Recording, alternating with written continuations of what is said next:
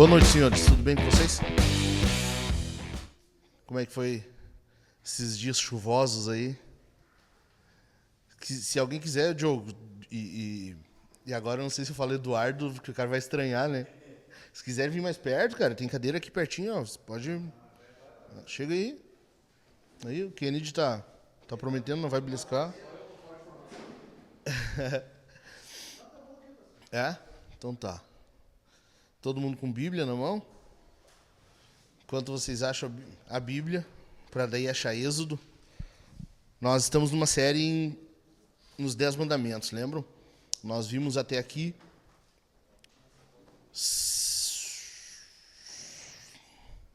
7 mandamentos. Domingo agora nós vimos o 7º mandamento. E estamos indo para o final. Estamos chegando já na finaleira. Mas tem sido bom. É uma das séries catequéticas. O pessoal ouve catequese, né? Não, catequese não é coisa de católico. Não. É Igreja Católica, Igreja Universal, exato. A igreja não é da Igreja Católica Romana. É dos crentes. E por que a gente começou pelos 10 mandamentos? Primeiro, porque a gente se dá conta de que a gente não cumpre a lei de Deus, né? A gente não realiza, a gente não consegue. O que é a lei de Deus? É Deus mostrando, ó, esse é o meu padrão, é o meu estilo de vida, é assim que eu sou. Como ele fala, sede santos porque eu sou santo. Então, esse é o meu padrão. A gente viu que ninguém consegue viver, né? Nós temos visto até aqui todos os mandamentos a gente já quebrou em algum momento. Todos, sem exceção. Por isso que Tiago vai dizer que quem quebra um, quebrou toda a lei. Então, a gente precisa ter isso em mente. Nós não conseguimos. Nós não somos capazes. Nós precisamos de alguém que faça. Depois disso, nós teremos aí a oração do Pai Nosso e o credo dos apóstolos. Mas, domingo agora nós falamos sobre o 7º mandamento. Vamos ler o texto para afirmar um pouquinho isso aí mais no nosso coração. Nunca é demais ler a palavra, né? É Êxodo 20, verso 14. E o texto diz assim: não cometa adultério. Eu estou ficando cada dia melhor. Esse texto aí eu consegui decorar já. Versículo 14 eu sei decor. Não cometa adultério.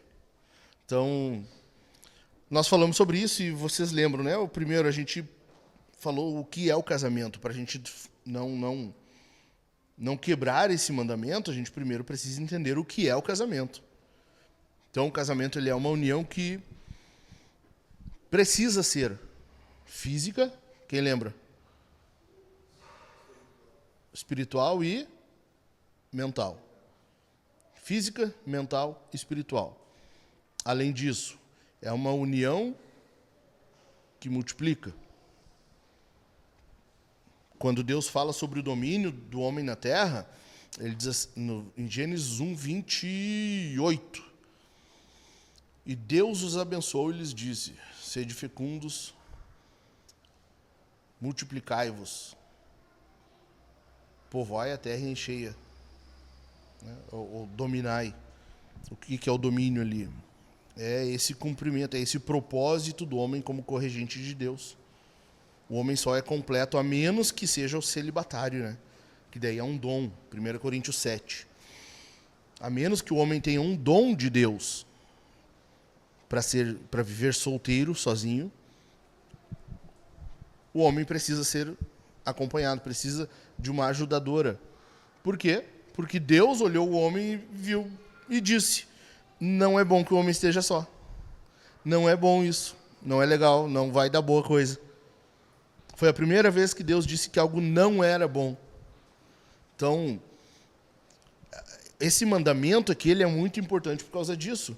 Não é à toa que ele vem depois do 6º mandamento, que proíbe matar, que proíbe assassinar. Ou seja, o casamento por si só não é só uma cerimoniazinha ali que os noivos vestem, a noiva veste branco, o noivo veste um terninho e faz um bolo e era isso. Não, vai muito além, vai diretamente ligado ao propósito do homem na terra, ao domínio do homem sobre a criação, como corregente de Deus, como a imagem de Deus dominando aqui.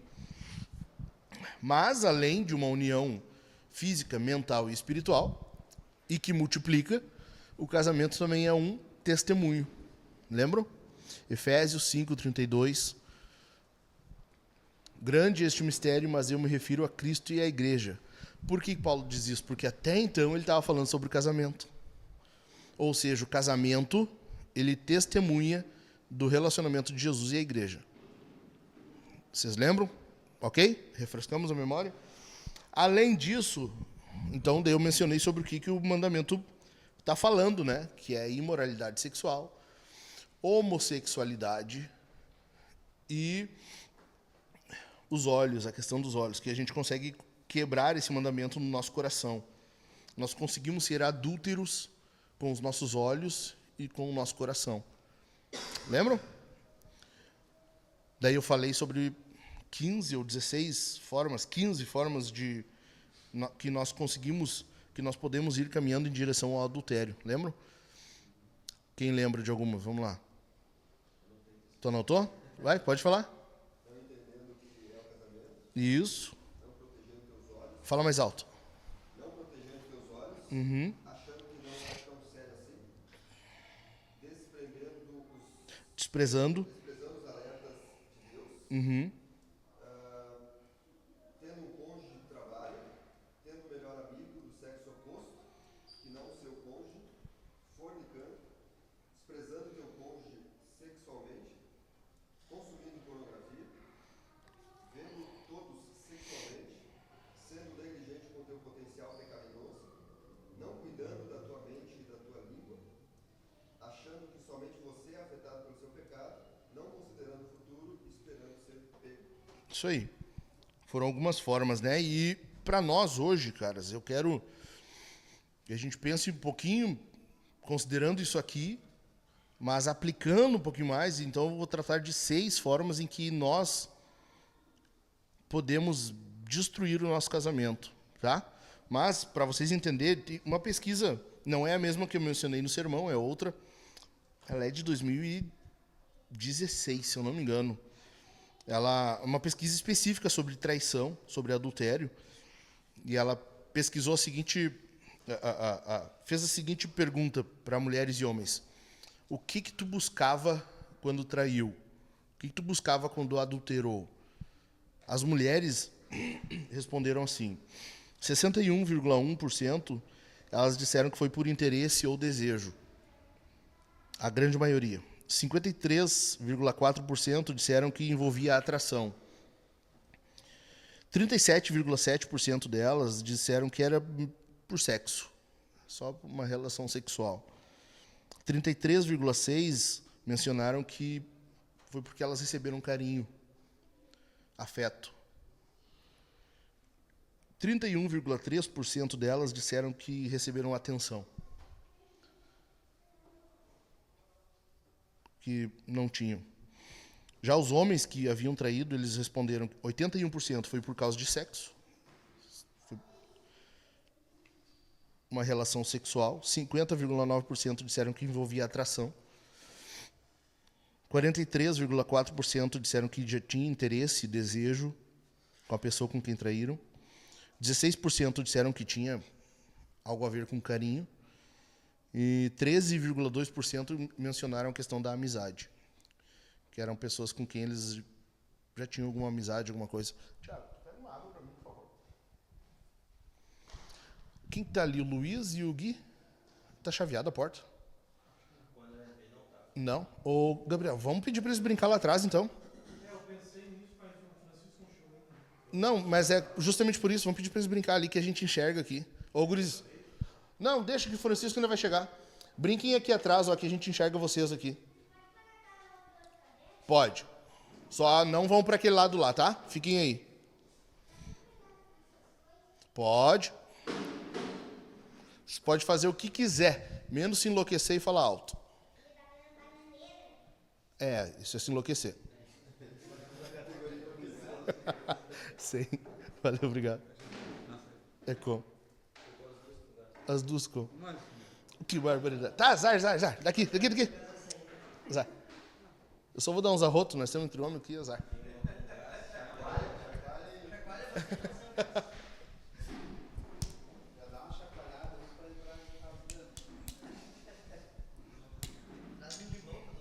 É, né?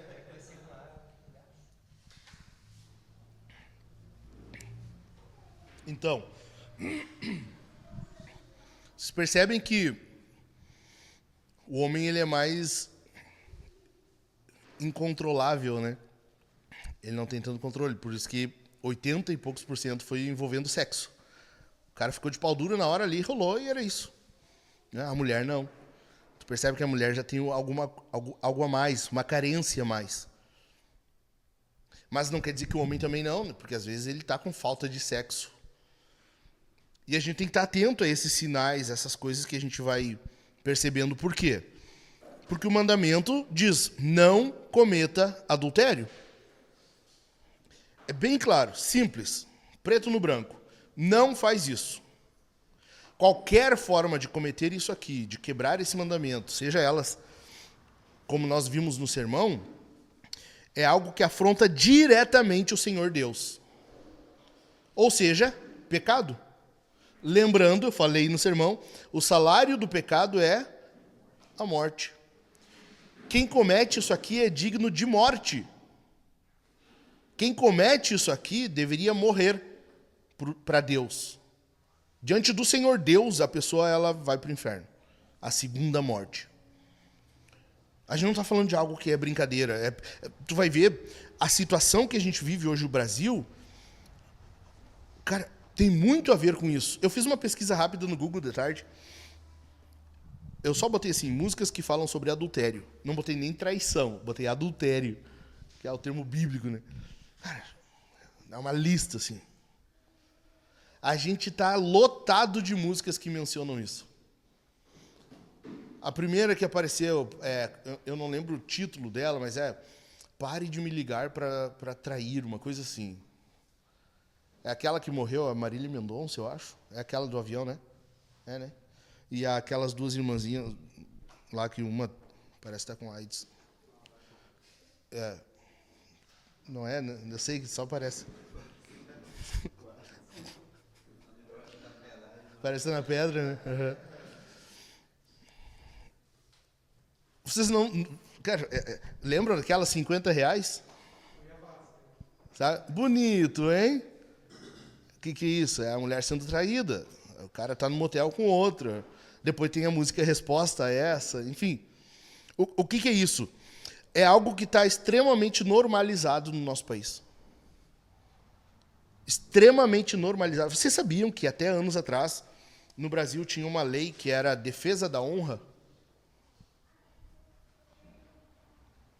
Se tu pegasse a tua mulher te traindo e tu, num descontrole momentâneo, matasse os dois, tu estava protegido pela lei. Defesa da honra.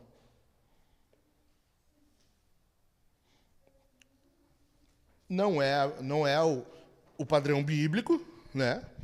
Mas a pessoa ela é digna de morte, até porque quem era pego em adultério morria apedrejado na Bíblia. Jesus não livrou uma mulher assim? Sim ou não? Ele livrou ela da condenação. Não quer dizer que ela não estivesse culpada, que ela não fosse culpada, não quer dizer que ela não estivesse fazendo o que eles tinham acusado ela. Ela estava em adultério. O apedrejamento era merecido. O que Jesus faz é só dizer, quem não tem pecado, atira a primeira pedra. Entende? O contexto que nós estamos vivendo hoje é esse. O adultério, a traição é algo extremamente normalizado. Virou comum. Entrou no tolerável da sociedade. E agora, por causa disso, nós pagamos um preço. As coisas que a gente vive no Brasil, que vocês vê, a gente se apavora, né? Pô, criminalidade alta, taxa de homicídio, pobreza, miséria, catástrofes e corrupção, tudo isso. Cara, isso aí tá num pacote só. Nós estamos num ambiente, nós estamos numa sociedade, nós fazemos parte de um povo extremamente condenável e pecaminoso. E isso acontece no nosso meio, na igreja. Ou seja, bem o que Paulo vai dizer, aquele que julga estar de pé, veja que não caia. Cara, qualquer um de nós aqui pode acabar fazendo isso. É só tu descuidar um pouquinho. É só tu descuidar, baixar a guarda um pouquinho, deu merda. É por causa disso que eu quero ver com vocês isso aqui, então.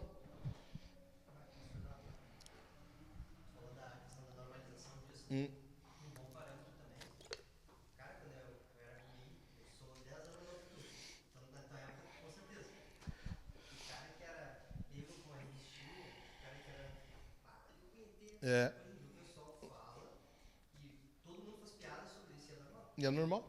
Uhum, uhum.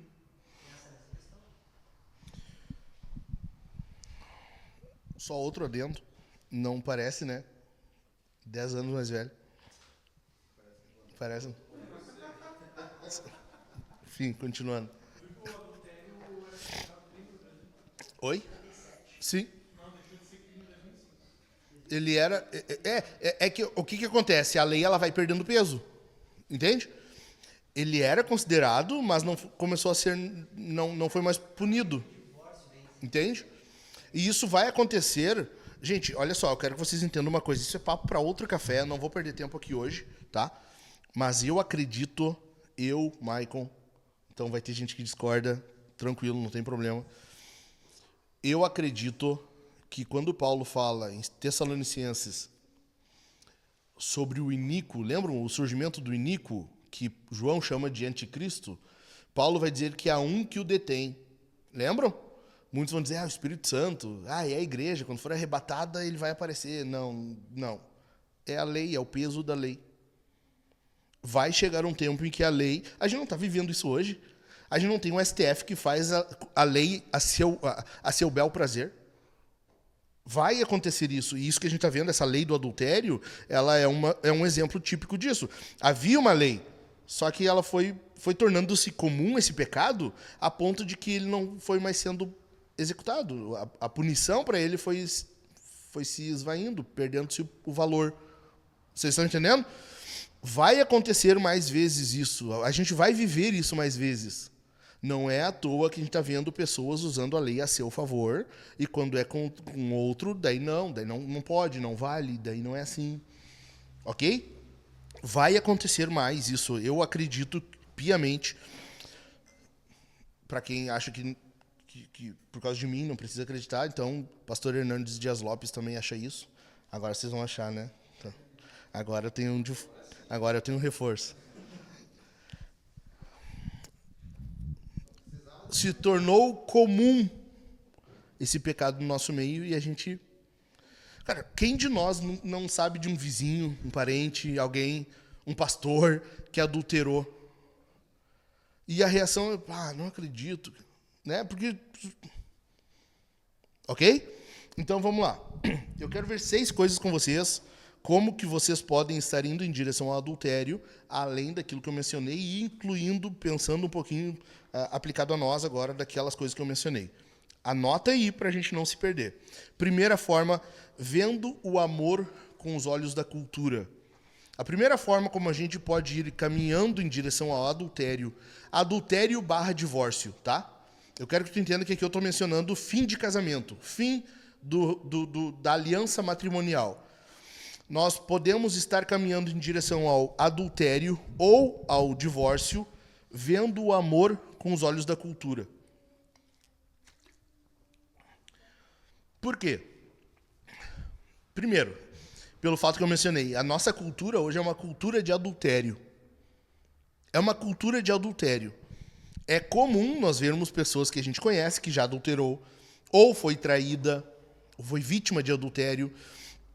É comum isso no nosso meio. E pode ser muito fácil de nós irmos entrando nesse ritmo, irmos aceitando, irmos vendo... por que se separaram? Porque não se amavam mais. Por que os dois se separaram? Eles disseram que não se amavam mais. E isso a gente vai vendo porque a cultura, ela prega isso. Tu vai ver isso em filmes, em séries. Bota uma comédia romântica para tu assistir. Tu vai ver que o coração deu uma batidinha mais forte. Eu amo ele. Eu amo ela.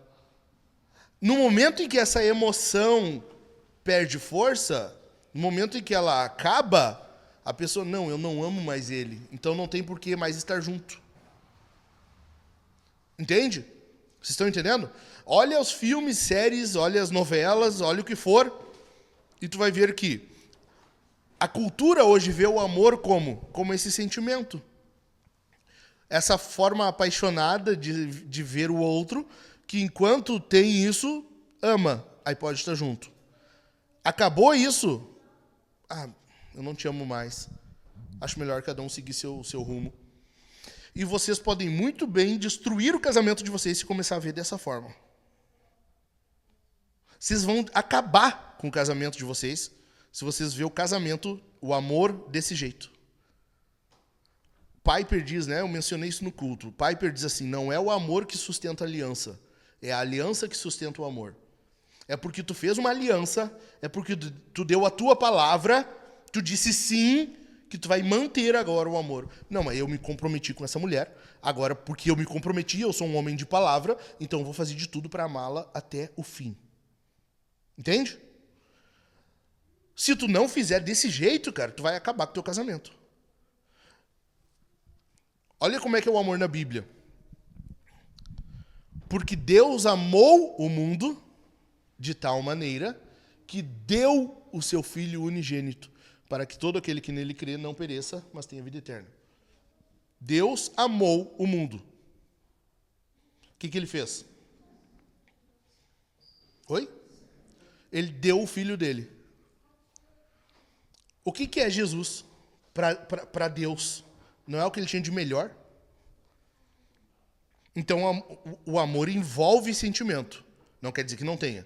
Envolve afeição, envolve afeto, envolve tu ter um objeto desse amor. Ok? Tu tem alguém que tu ama. Essa pessoa, ela é, aos teus olhos, merecedora do que há de melhor. Foi assim que Deus fez. Eu amei o mundo, então eu vou dar o que eu tenho de melhor. Vou dar meu filho. Vou dar Deus. Deus dá Deus. Deus dá a si mesmo. É da fumaça, eu acho, lá o cheiro, né? Tá, não, tranquilo. Só para ninguém ter que sair correndo aqui, a gente ter atropelamento, esmagamento de crânio, tudo certo. Então, a pessoa tem um objeto do amor, ela quer o que há de melhor para aquela pessoa e ela age em prol disso. Entendido? Vamos para mais um exemplo? Efésios 5:25. Maridos, amem as suas esposas como Cristo amou a igreja e a si mesmo se entregou por ela. Jesus tem um objeto do amor, que é a igreja. Esse objeto, ele dá o quê? O que há de melhor. Ele mesmo. O que há de melhor no mundo e no universo e em tudo que existe? Deus. Tu entende por que tu tem que amar o próximo como a ti mesmo? Tu tem que desejar Deus para aquela pessoa. Tu tem que desejar Jesus. E é por isso que é a missão. Tu entendeu? Amar a Deus sobre todas as coisas e o próximo como a ti mesmo. Não faz sentido tu ter alguém que é próximo teu, que é vizinho teu, um colega de trabalho teu, um familiar teu, e tu nunca falar de Jesus para essa pessoa. Tu não poderá chegar no céu, diante de Deus, no dia do juízo, e dizer que amou aquela pessoa se tu nunca falou de Jesus para ela. Nunca. Entendeu? É o que há de melhor. Tu quer o que há de melhor para ela. Primeira coisa, então, tu evangeliza. Depois disso, a pessoa aceitou Jesus, é cristã. O que a gente busca? Santificação. E a santificação nada mais é do que ficar parecido com Jesus. Tu entendeu? Então, o amor na Bíblia é tu ter um objeto, alvo desse amor, e tu agir em prol dessa pessoa, em prol dessa coisa, para que ela tenha o melhor. Entende que envolve afeto, mas envolve atitude, envolve um empenho e envolve doação? Esse é o amor bíblico. O amor na Bíblia sempre envolve doar, entregar alguma coisa. Por isso que o amor de Hollywood não faz sentido. É só um sentimento, é só um, sabe? É só um calorzinho no peito. É só aí é óbvio. Quando acaba aquilo ali, acabou tudo. Acaba o casamento, acaba a família, acaba o que for. Então tu destrói teu casamento se tu ver o amor, entender o amor como o amor da cultura. Ok?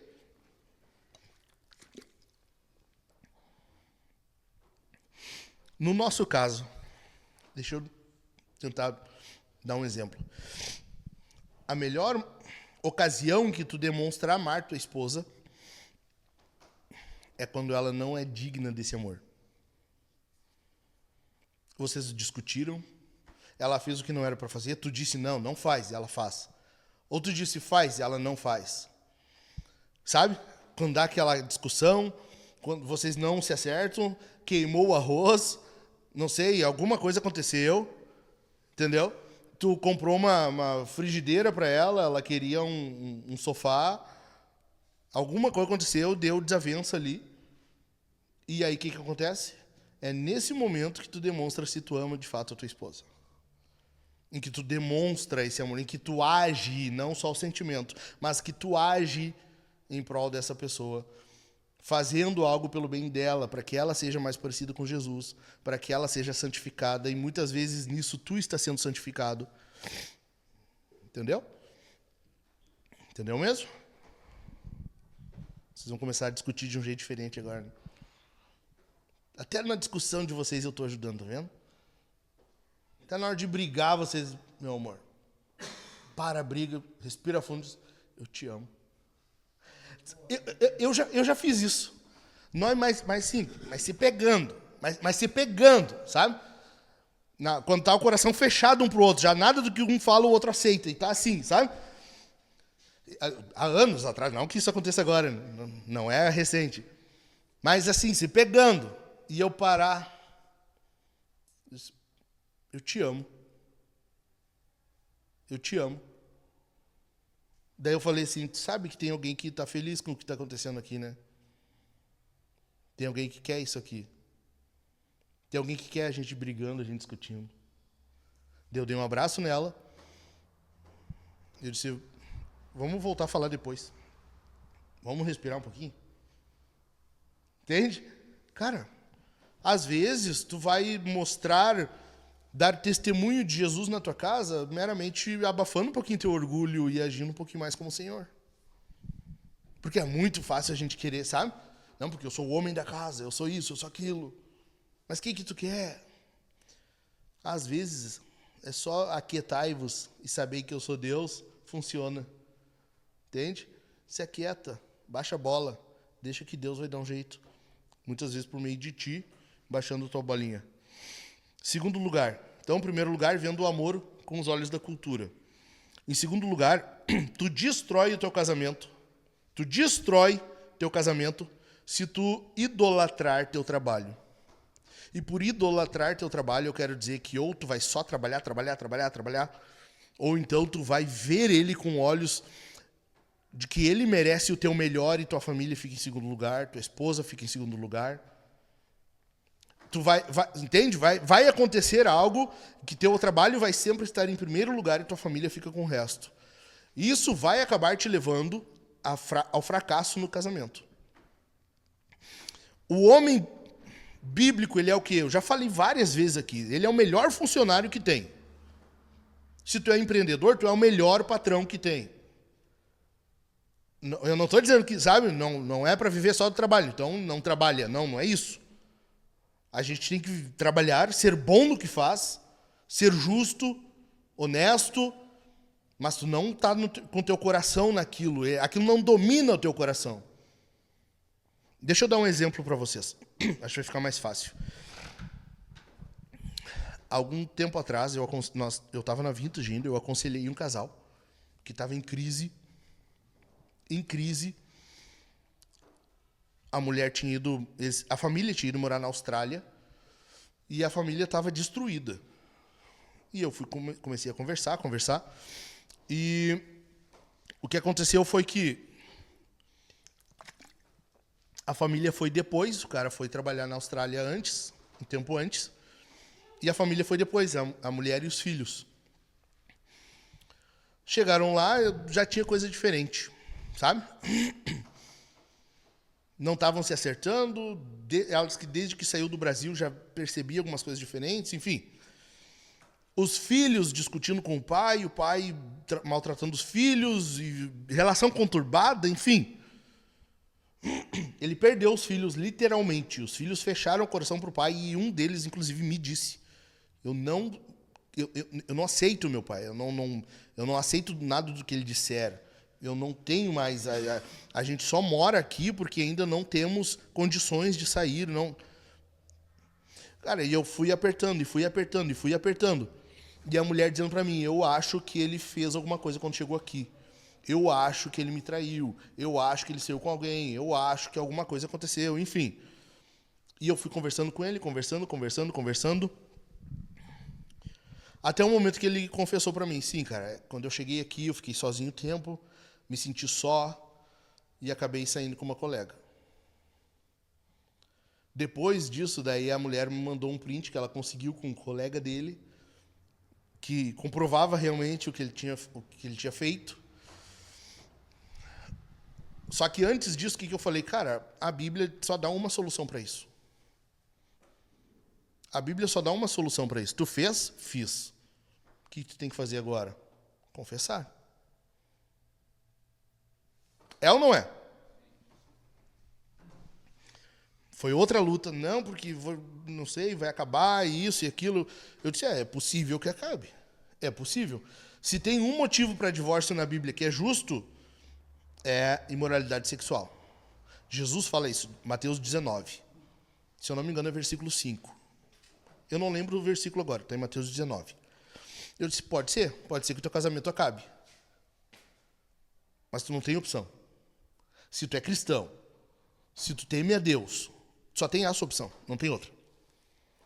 Confessou, a mulher disse: não, eu te perdoo, mas a gente não segue mais casado.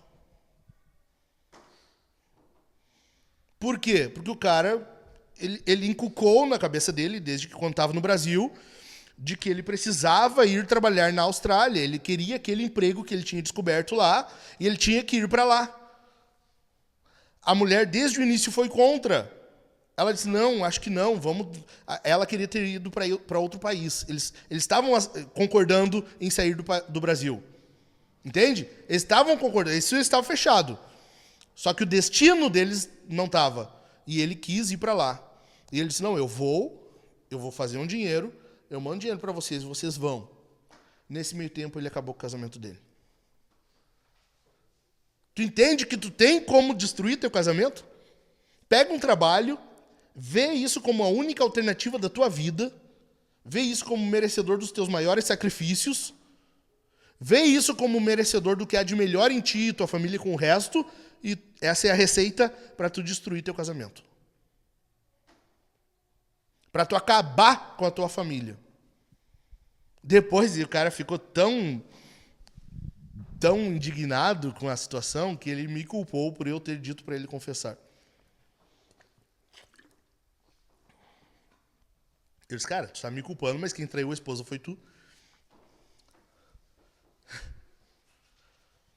Quem sabe tu não tivesse feito isso, né? Não sei, eu cogitando assim, pensando alto.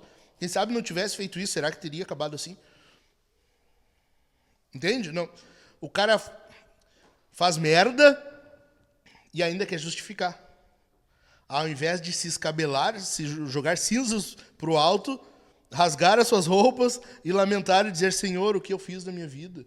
Me perdoa, restaura a minha família. Se jogar nos pés da esposa e dizer: me perdoa, eu não mereço. Mas me aceita, sabe? Mas não, o cara quer justificar. Ele começou dizendo que se sentiu sozinho, estava se sentindo sozinho. Cara, não devia nem ter ido. Para começo de conversa, tu não fica longe da esposa. Não, assim, o Gabriel é um cara que vive viajando, né? Ele é acostumado, o trabalho dele exige isso. Lembra na primeira viagem que tu fez depois da plantação? Eu disse: cara, cuida quando tu for, vigia alguns dias antes, teu casamento, Lembra? Tu lembra? Lá no quiosque, lá em casa. A gente tem que cuidar disso, cara. Imagina tu não tá legal no casamento, tá alguma situação que não é boa, alguns dias antes da viagem tu discute e tu vai viajar. Não resolveu. Entendeu? Cara, é muito fácil a gente destruir o casamento. É facílimo. Em terceiro lugar, em primeiro, vendo o amor com os olhos da cultura. Em segundo lugar, quando tu só se entrega ao trabalho. Só trabalho, trabalho, trabalho. Em terceiro lugar, quando as contas são separadas. Cara, olha só, deixa eu explicar uma coisa para vocês. Casamento cristão não tem duas contas bancárias. O homem uma e a mulher outra. Tu pode ter por questão de administração, mas não que cada um tenha o seu dinheiro, entendeu? Eu tenho o meu salário, ela tem o dela, a gente divide as contas e cada um... Não. Olha só, Gênesis capítulo 2, nós lemos ali, verso 24. Lembra o que a gente leu domingo? Porque o homem deixa pai e mãe, se une à sua mulher e se torna um quê? Uma só carne. Como que tu é uma só carne com uma mulher, mas a tua conta bancária não? Entende? Não tem como. Não tem como. Isso já é um princípio de vida divorciada. E deixa eu falar uma coisa para vocês. O divórcio, ele não acontece quando tu assina um papel. Divórcio não acontece quando tu assina um papel. Ele acontece muito antes. A assinatura de um papel é a culminação. É o desfecho. Entendeu?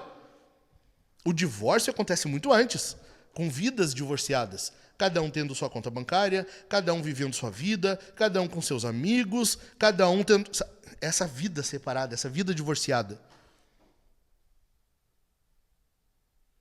Eu já aconselhei diversas pessoas, diversos casais que tinham vidas divorciadas.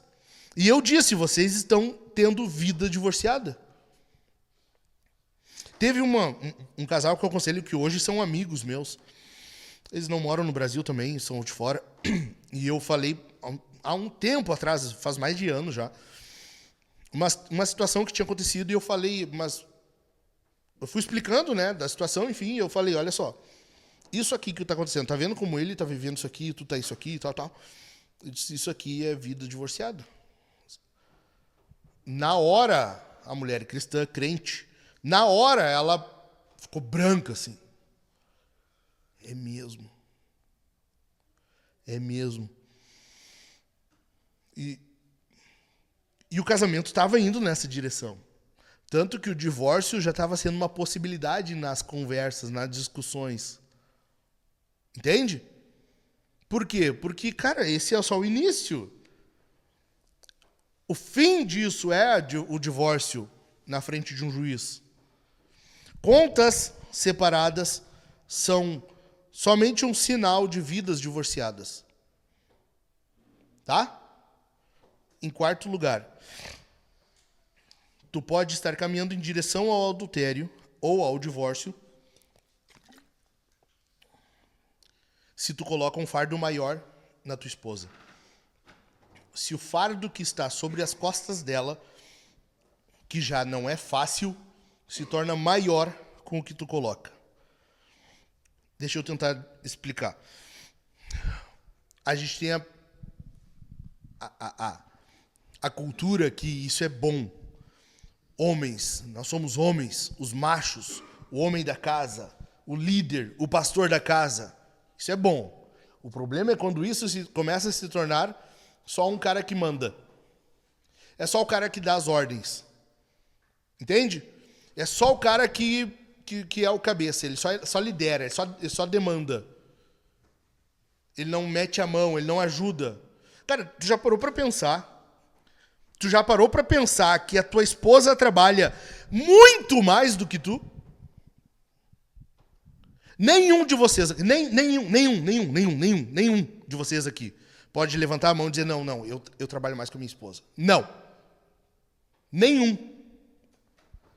As esposas trabalham muito mais do que nós. Tu sabe o que é ela acordar no emprego dela e ir dormir no emprego dela e às vezes de madrugada acordar para atender o emprego dela? É impressionante, é surpreendente a forma como eu vejo às vezes muitos caras lidando com a esposa, porque parece que é só o rei da cocada, sabe? O vem a mim. Me dá, faz isso, não mete a mão para nada. Pô, pastor, mas eu trabalho 8 horas durante o dia, imagina se eu tiver que acordar de madrugada para atender a bebê. 8 horas? E tua esposa fica quanto tempo no trabalho dela? Quanto tempo ela fica no emprego dela? 24 horas ela fica. 24 horas ela fica no trabalho dela. E ela reclama para ti? Ela tem o mesmo salário que tu? Às vezes nem assim tu é capaz de comprar uma calcinha nova para ela. Então, e cara, olha só. Deixa eu explicar uma coisa. Eu fico puto com isso. Você sabia que bebê não tem que acordar de noite? Não é necessário. Se ele acorda com fome, ok, tu dá uma mamazinha ali, tá? Ok. Se o bebê segue dormindo, tu deixa ele dormindo. O bebê não morre de fome durante a noite porque falhou ali nas 2 ou 3 horas, que seria o prazo para mamar. E tem cara que acorda a esposa para ela ir acordar o bebê, para daí dar mamar para o bebê. Olha o fardo que tu tá colocando. Tu não é capaz de ir preparar uma mamadeirinha, então, eu faço que ela tem que mamar. Eu quero engordar minha filha, eu quero que ela engorde. Eu tô criando para engorda ela, igual porco. Eu quero que ela engorde, seja uma obesa, mais do que eu. Então, sendo assim, eu vou fazer a mamadeira dela, vou levar, vou enfiar na boca dela, vou apertar ainda assim para ter que descer. Mas não, tu acorda tua mulher e tu quer que ela vá pro belezo ficar só virar de lado, babando do outro lado do travesseiro. Aí tu começa a ver, porque a mulher não descansa bem. Se ela não descansa bem, a imunidade dela não fica tão boa. Logo, ela não produz, ela não repõe energia. Os hormônios dela não são produzidos como deveriam. Tem mulher que está em completo desânimo, às vezes depressão, porque o princeso não ajuda.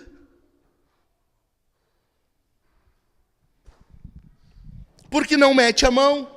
Ah, mas é que eu trabalho durante o dia, é eu que trago o salário para casa, eu não posso descuidar.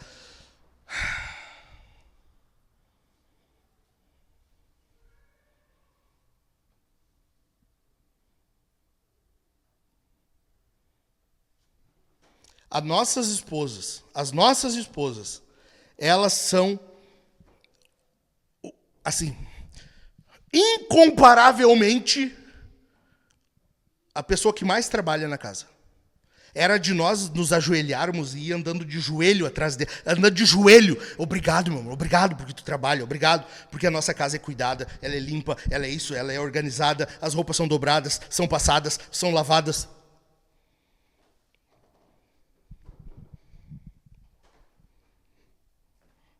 Nós estávamos falando, foi há poucos dias atrás, né? Que quando tu começou a morar sozinho, que daí tu te deu conta do que tua mãe fazia por ti. Lembra? Nós estávamos, acho, num dos últimos cultos que quando tu vinha aqui ainda. Antes de se desviar. Lembra que tu falou? Cara, ele foi morar sozinho, daí que ele se deu conta. Nossa, olha o que a minha mãe fazia. Só mudou a mulher continua fazendo a mesma coisa, só que agora é a esposa. A esposa continua fazendo isso. Ela lava, ela cozinha, ela amamenta, ela cria, ela educa. Às vezes tu chega em casa, tu não mete a mão em nada, para daí tu chegar na igreja e dizer, veja bem, eu estou criando os meus filhos para a glória de Deus. Assim é fácil? O desprezo com o trabalho da mulher, o descuido.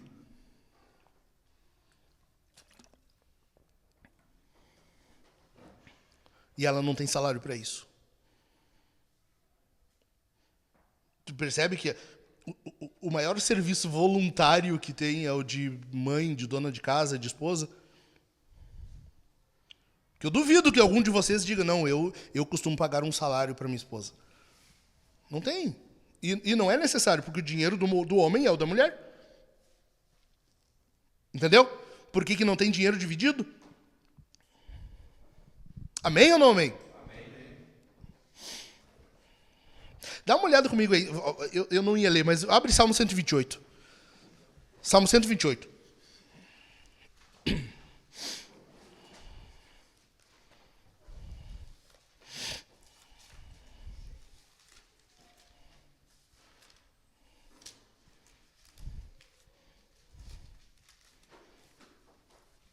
Salmo 128. Me ajudem a lembrar depois para a gente providenciar uma Bíblia para o Diogo, porque eu me agonio ele com aquele celularzinho na mão assim. Eu tenho a Bíblia aqui, como eu vim direto. Tô brincando, tô te zoando. Me agonia. Salmo 128, verso 2. Verso 2. Vamos ler o verso 1, para vocês entenderem de quem está falando. Bem-aventurado aquele que teme o Senhor e anda nos seus caminhos, ok? É o homem, tá? Então, verso 2 continua falando dele. Você, quem? O homem. Você comerá do fruto do seu trabalho, será feliz e tudo irá bem com você. Quem é aqui? O homem. Agora o versículo 3. Sua esposa, no interior de sua casa... Está vendo como cada um tem seu trabalho?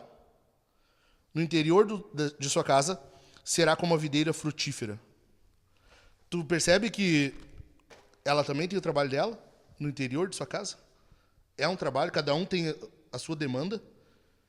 Não tem essa história de ver eu que trago o salário para casa. Não! A tua esposa traz o salário para casa. Ela permite que tu chegue e tenha uma casa. Ela faz com que tu chegue em casa e tenha tudo que tu precisa. Tu tem comida, tem roupa, tem calçado limpo. Entende? Entendido, gente? Amém ou não amém? Em quinto lugar, tu destrói teu casamento, ou tu pode estar indo em direção ao adultério ou divórcio se tu não der no couro.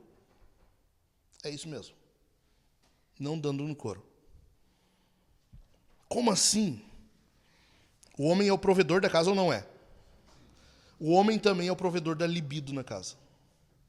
É tu o responsável pela libido da tua esposa.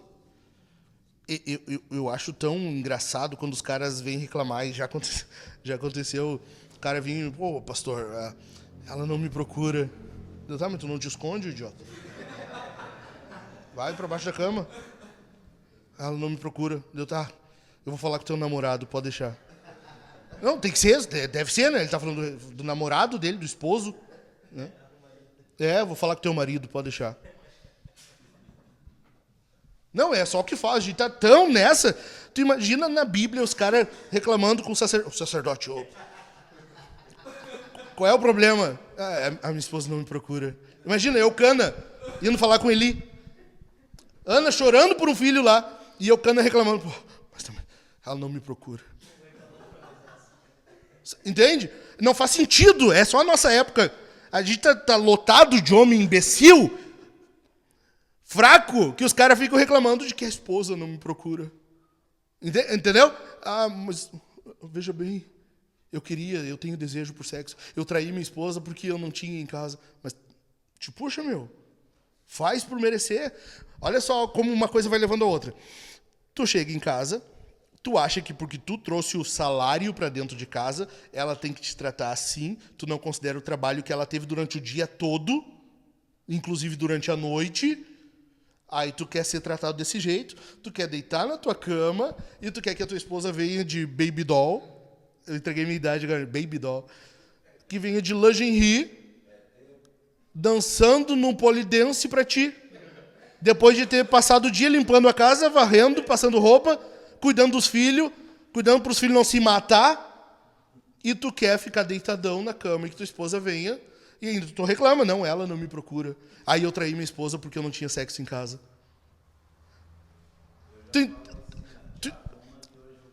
Tu entende que tu não...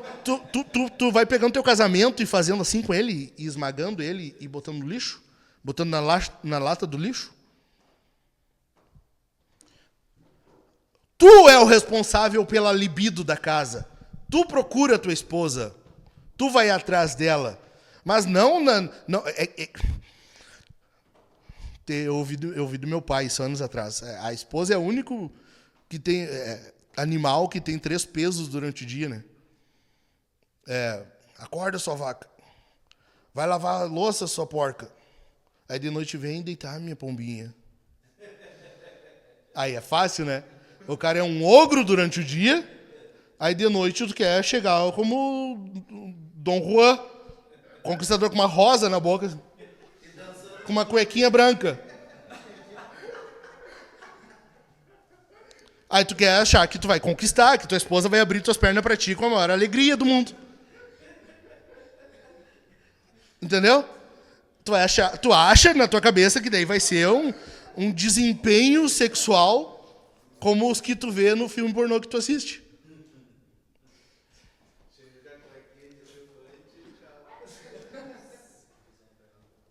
É uma imbecilidade que vai levando uma coisa a outra, que acaba, no fim, o teu casamento está na lata do lixo. Lembrando que o 7º mandamento vem logo após o 6º mandamento. O 6º mandamento fala da vida, o valor da vida. O 7º mandamento fala do valor do casamento. Ambos são criação de Deus. Esse tem peso equivalente. O 7º mandamento, não cometa adultério, vem logo após do não assassinarás, não mate, justamente por causa disso, porque o peso é equivalente. Quando tu mata o teu casamento, tu assassina o teu casamento, o peso é esse, é de morte.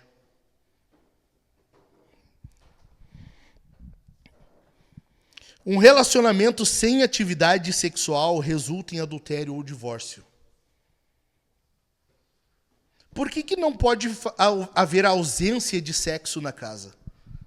Porque a Bíblia diz que quando há carência disso, Satanás vai vos tentar.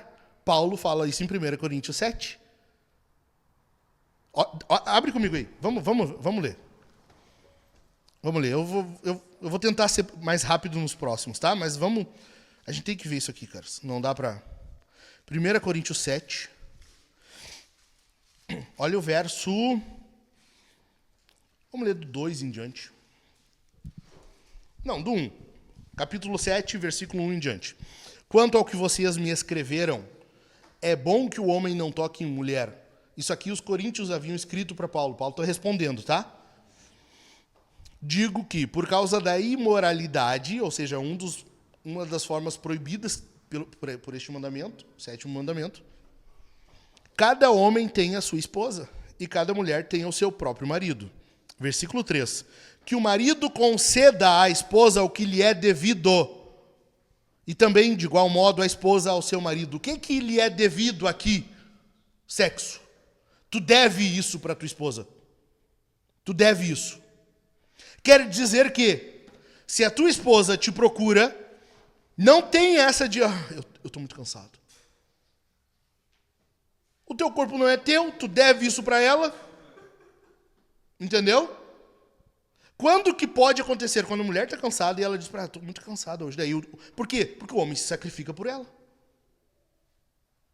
Tu entende? Cara, eu já aconselhei casais, mas eu estou falando no plural, eu não estou exagerando, é no plural mesmo, casais em que o homem tinha do lado uma esposa que dizia assim, pastor, a minha libido é maior que a dele, ele não dá conta de mim. Assim. Diz, cara, o que acontece contigo? O que está acontecendo? Por favor, É o sonho de qualquer homem esse. É o sonho de qualquer homem sonha com isso. Senhor, eu tenho 3 desejos. Não, eu tenho um. Que a minha esposa seja assim. Daí uns ou outros Deus atende, ó, meu filho, vou te conceder. Aí esses os caras, eu tô cansado. Tu entendeu? Não, caras, o que lhe é devido. Então, olha só, eu vou falar isso outra hora para vocês com mais propriedade, mas sempre, como que se calcula o sexo na casa? Por aquele que tem maior libido. Seja o homem, seja a mulher, é por ele que se calcula o sexo. Ok? Se tu tem maior libido, se mede por ti. Se é tua esposa, mede por ela. Tu te esforça. Continuando, versículo 4. A esposa não tem poder sobre o seu próprio corpo, e sim o marido. E também, de igual modo, o marido não tem poder sobre o seu próprio corpo, e sim a esposa. Quem está falando isso? Paulo, no século I, no Império Romano, quando não existia isso. A mulher era tratada como uma coisa, ela era... Quando muito, as melhorzinhas de mais riqueza, as de família mais nobre, elas podiam ter uma opinião quanto a com quem casar. Só isso. Fora, não existia isso do homem não ter poder sobre o seu próprio corpo, e sim a mulher. Tu entende que isso para a época é... Cara, Paulo está inventando moda aqui. Ele tá olha só o que ele está fazendo. É um paradigma isso aqui. Adiante. Versículo 5. Não se privem um ao outro, porque... O que ele está falando aqui? Qual é o contexto? Qual é o assunto? Sexo. Não se privem um ao outro. Agora vem os critérios, os requisitos. As exceções, aliás. A não ser, talvez, por mútuo consentimento. Opa, os dois têm que concordar. Primeira coisa. Segunda razão. Por algum tempo. Tem que ter prazo de validade. Terceira razão. Para se dedicarem à oração. Esses são os requisitos para tu poder ficar um tempo sem sexo no casamento. É esses 3 só. Meu amor, eu estou pensando aqui. Acho que eu vou ficar 1 semana sem sexo porque eu vou me dedicar à oração. Entendeu? Tem um prazo, 1 semana, para oração, e tu está conversando com ela. O que tu acha? Eu acho que não. Pronto, acabou. Deu.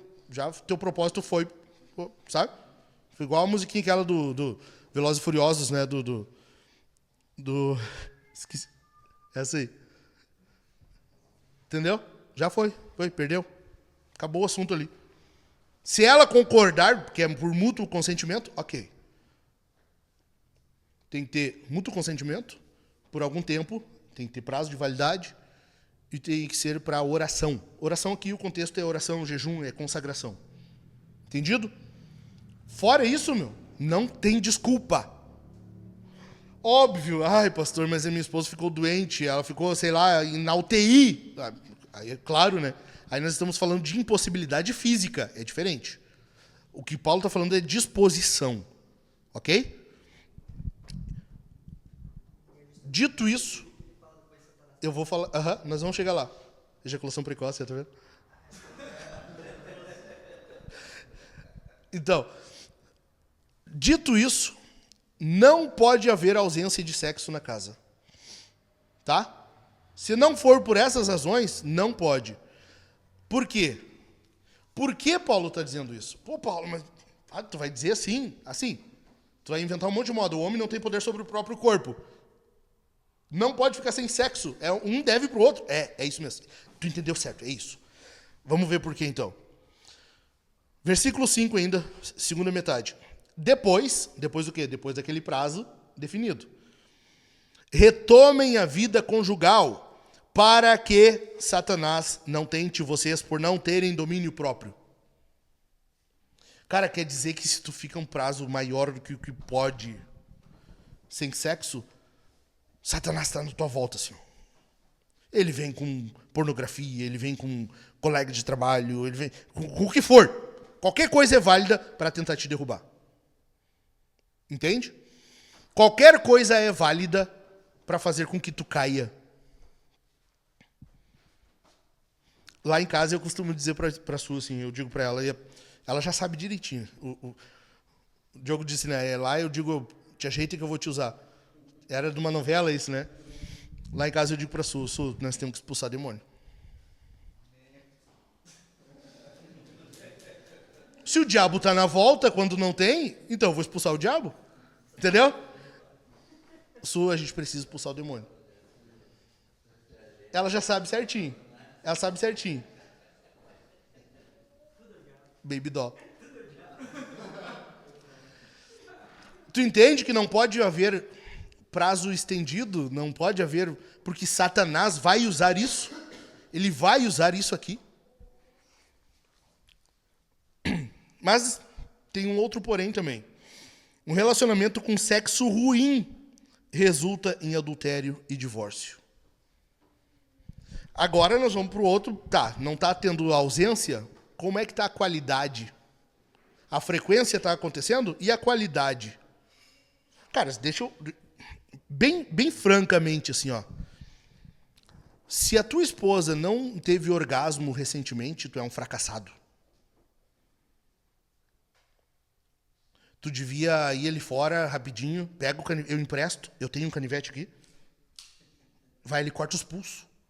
Corta os pulsos ali fora. A gente chama o SAMU depois de uns 10 minutos. Que razão tem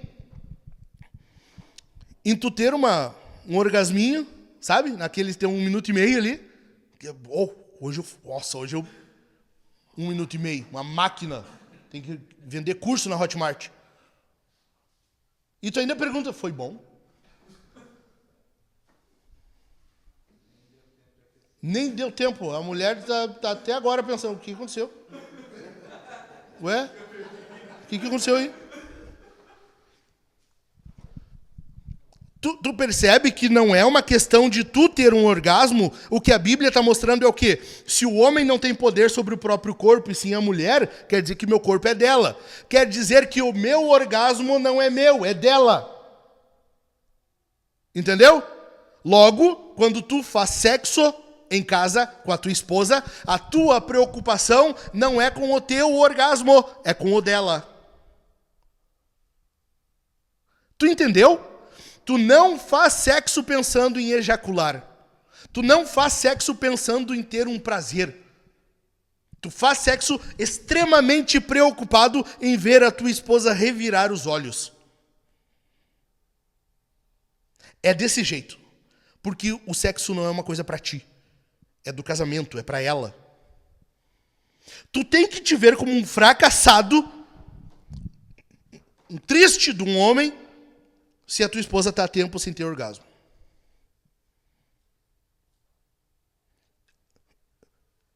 Entendeu? A preocupação da Bíblia não é contigo. Tu não é o Enzo de Deus. Tu não é o Pem-Pem de Deus. Deus te criou, Deus te deu uma esposa, agora Ele quer que tu te esforce por ela. E isso envolve tu te sacrificar, tu te entregar pela tua esposa. Efésios 5:25. Maridos, cada um ame sua esposa, como Jesus, que amou a igreja, que a si mesmo se entregou por ela. Tu te entrega pela tua mulher, tu te mata se precisar. Mas tu não deixa aquela mulher deitada em cima da cama, olhando para o teto. Sabe? Enquanto tu tá te matando. 20 segundos, 30 segundos, 40. E daí tu revira o olho, agora eu vou fumar.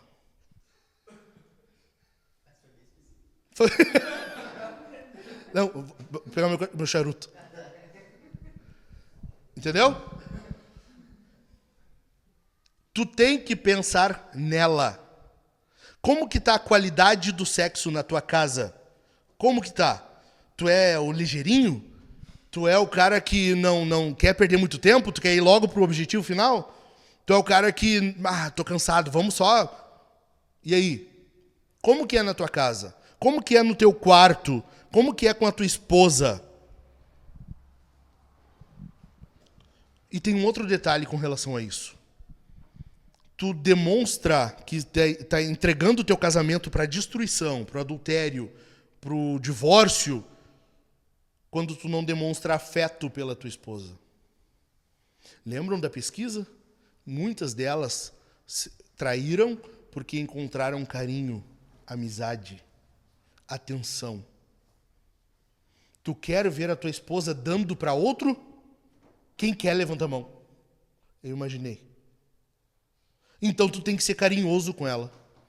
Não é porque a gente é homem, nós somos machos, a gente vem nas quartas-feiras e come carne, e a gente fuma, e ok, e daí tu é um ogro em casa também. Caras, eu tenho um padrão comigo, e eu já estabeleci isso pra mim há um tempo, e eu procuro manter isso. Pros de fora, os caras têm que olhar pra mim e ver um cara sério mesmo, cara firmão. Cara, sabe? Os caras têm que olhar pra mim, nem que eu tô meio que enganando, mas eles têm que olhar pra mim, não, tem que pensar 2 vezes antes de se meter com ele. Mas dentro de casa, com a minha esposa, as minhas filhas, eu sou uma moça, meu coração é delas, meu afeto é delas. Eu não passo um dia sem olhar pra elas e dizer, eu te amo. Tu é o amor da minha vida. Elas têm que ver carinho em vocês, afeto. Demonstração afetiva. Quando foi a última vez que tu passou a mão no rosto da tua esposa e fez um carinho nela e não fosse pensando em sexo? Sabe? Porque o homem, por exemplo, massagem na esposa, a massagem é só quando né, o cara já vai massagear a esposa tirando a roupa, né? Tu já vai massagear, tu quer uma massagem, meu amor? Peraí, já vai tirando a roupa, já. Quando que tu fez por ela, por demonstração de carinho, de afeto? Chega em casa a mulher cansada de cuidar da casa, dos filhos, e tu fica, senta aqui, bota o pé aqui, eu vou massagear teus pés. Quando foi a última vez, eu estou considerando que vocês fizeram já, quando foi a última vez que vocês fizeram isso? A tua esposa, ela se mata, ela fica 24 horas no emprego dela, ela dá a vida naquilo ali, mais do que isso, ela dá o corpo dela, porque eu não sei se vocês sabem, a mulher ela é uma bomba de hormônio quando ela é engravida, o corpo dela nunca mais fica o mesmo, ela destrói o corpo para que tu tenha um filhinho. Resumindo, ela dá vida nisso. Ela dá tudo que ela tem nisso. Quando que tu demonstra um carinho, uma gratidão por isso? Quando que tu olha no olho dela e diz, meu amor, obrigado. Obrigado. Não tinha me dado conta. Hoje, tu tá cansada hoje, né? Tô vendo. Senta aqui. Vou fazer um café pra ti, vou fazer um chá pra ti, vou fazer um chimarrão pra nós tomar. Quando? Quando que tu disse, meu amor, bota os pés aqui, eu vou fazer uma massagem pra ti. Eu vou preparar uma bacia de água morna pra tu botar os teus pés.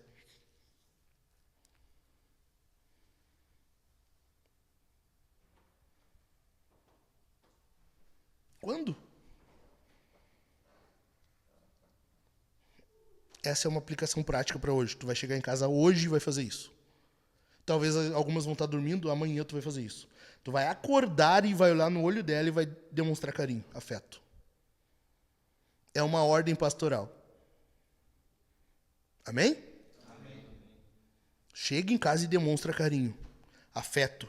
Tua esposa tem que saber que teu coração é dela. Ela tem que saber que teu coração pertence a ela. Em último lugar, como que tu destrói teu casamento em direção ao adultério ou divórcio? Não pastoreando tua casa. Vamos em Efésios de novo? Efésios 5. Eu mencionei o versículo 25, né? Eu mencionei o 32. Agora eu quero que vocês vejam comigo o 26 e 27. Bem rapidinho, já estamos acabando. A carne está cheirando já. Efésios 5, 26 e 27 diz assim, ó. Está falando aos maridos, lembram? O 25 eu mencionei, amem suas esposas como Cristo amou a igreja e assim mesmo se entregou por ela, pá. Verso 26. Para quê? Por que tu te entrega? Por que tu te desgasta pela tua esposa? Por que tu morre pela tua esposa? Para que a santificasse, tendo-a purificado por meio da lavagem de água pela palavra. Tu purifica a tua esposa com esse livrinho aqui, ó. Tu abre esse livrinho em casa. Tu abre o livrinho para que a tua esposa vá sendo purificada. É um banho para ela isso aqui. Tu tá santificando ela. Tu tá salvando ela. Por quê? Porque tem um segundo propósito, verso 27. Olha o segundo para apresentar a si mesmo como igreja gloriosa. Jesus faz isso com a igreja, logo o homem tem que fazer com a esposa. Para a apresentar a si mesmo como igreja gloriosa, sem mancha, sem ruga, nem coisa semelhante, porém santa e sem defeito. Isso aqui é a função do homem. Isso aqui é a função de cada um de vocês em casa. Não tem como tu não fazer. De novo, eu vou repetir. Não tem como não fazer. Ou tu faz bem ou tu faz mal. Não tem não fazer. A tua esposa está tendo pastoreio em casa? Lembra o que é pastoreio? Eu já expliquei algumas vezes. Pastorear. O pastor, o que ele faz? Ele alimenta, ele cuida, ele protege, ele sara a ferida, ele vai em busca quando se extravia. Tem várias demandas. Tua esposa está tendo isso? Cuidado, dedicação, ministração. Tu tem alimentado ela? Tu tem alimentado tua esposa? Tu abre o livrinho e vamos almoçar? Vamos almoçar espiritualmente? Meu amor, vamos jantar agora, espiritualmente. Vamos ser alimentados. Daí tu abre o livro e lê.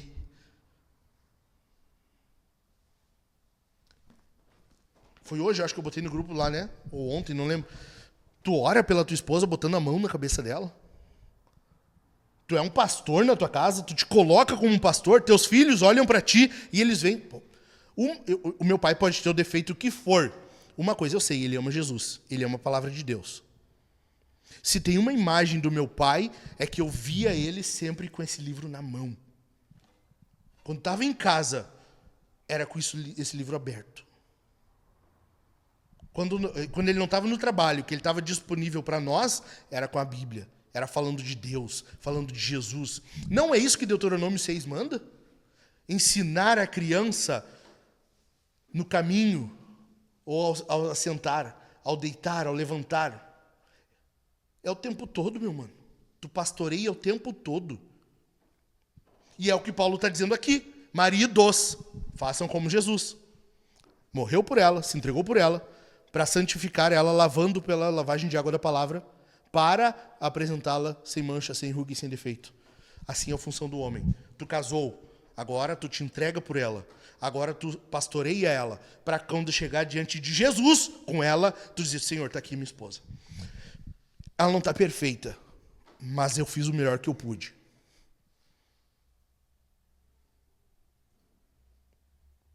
Amém? Imagina comigo. O nosso exemplo, o nosso padrão é Jesus ou não? Paulo está dizendo ali, né? Jesus, é ou não? Jesus, se não estivesse na igreja, na vida da igreja, se a igreja sem Jesus seria santificada? Tu entendeu?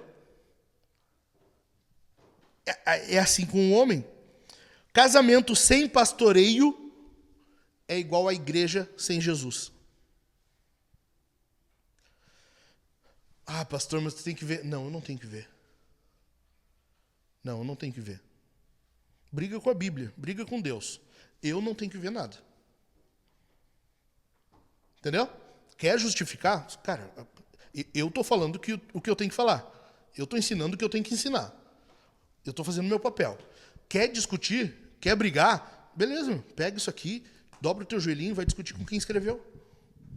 Vai discutir com o autor. Não foi eu que escrevi. Casamento sem pastoreio é abandono. É a igreja sem Jesus. Por isso que é a função do homem pastorear.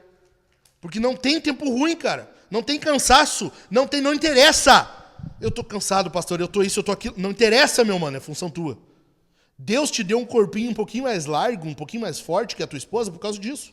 É para tu aguentar o tranco. É para tu pegar e não ter tempo ruim. Eu tô cansado, eu tô morto, não aguento mais. Mas eu não vou deixar ela sem pastoreio. Eu vou ensinar ela, nós vamos fazer o culto, nós vamos fazer aqui, vamos fazer um devocional. Depois eu vou dormir. Daí eu vou descansar. Mas eu não vou dormir sem ter feito isso aqui. Eu não posso entregar ela para Jesus com mancha, com a roupa toda suja, amarrotada. Eu não posso chegar diante de Jesus e entregar minha esposa toda com o cabelo desfeito, assim, desgrenhado. Sabe? Os dentes sem escovar. Como é que tu vai chegar pro Senhor e entregar? Ó, Senhor, tá aí minha esposa. Eu não consegui cuidar dela, tá? Mas tá aí, pega aí.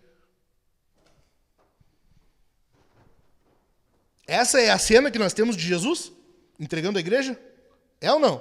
Não, né? Como que a gente vai fazer então? Pastoreio é isso.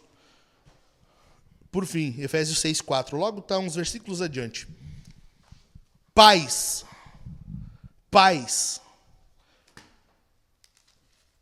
Não provoquem os seus filhos a ira. Deixa eu ver se é assim mesmo, porque eu estou citando decor. E vocês, pais, não provoquem os seus filhos a ira, mas tratem de criá-los na disciplina e na admoestação do Senhor. Pais aqui é homem, é pateres, é o homem. Paulo não está dizendo, ó, pais, pai e mãe, sabe? Não, é o homem.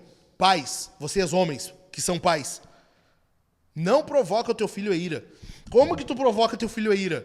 Não fazendo o que Paulo falou até então. Não fazendo o que era para ter feito. Vivendo para tua esposa, pastoreando ela, pastoreando tua casa, cuidando dos filhos. Não ensinando os filhos a cumprir o 5º mandamento, que é o que Paulo vai falar do versículo 1 ao 3 para os filhos. E no versículo 4, ele diz, não provoca os teus filhos a ira. Entendeu? É desse jeito. Antes, ensina eles na disciplina e admoestação do Senhor. Quer dizer que mesmo a disciplina da casa cabe a ti. Se tu vê teu filho desrespeitar a tua esposa, se tu vê o teu filho não dar atenção quando a tua esposa está falando com ele, se tu vê teu filho agir de alguma forma que não é para agir com a tua esposa, tu é o responsável por pôr ordem na casa. Tu é o responsável e tu vai dar conta diante de Deus, porque a Bíblia está exigindo isso, pais, homens, pais, progenitores. A função é de vocês. Chico, entendeu? Entendeu, meus irmãos? Amém? Fica em pé, então.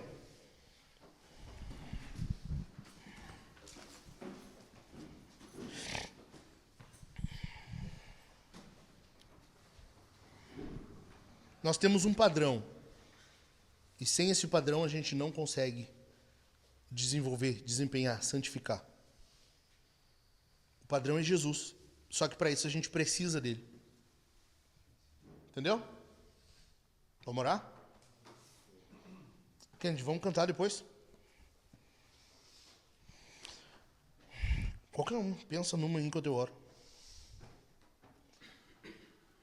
Vamos orar? Pai, nós te louvamos, Senhor, e bendizemos o teu nome.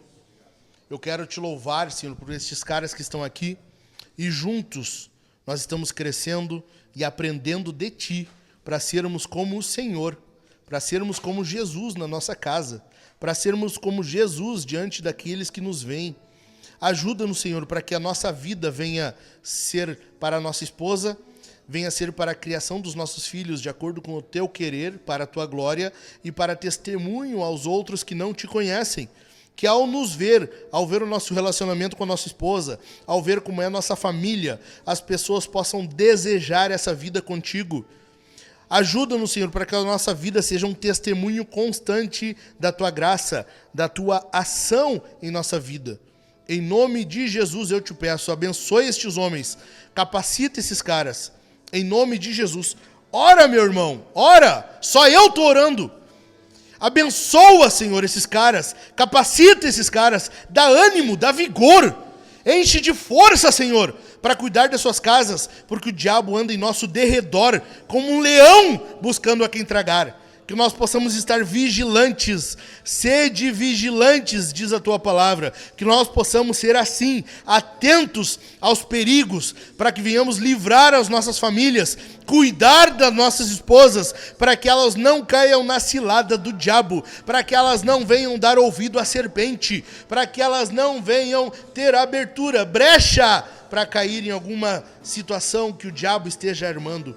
Em nome de Jesus eu te peço, Senhor. Em nome de Jesus eu te peço.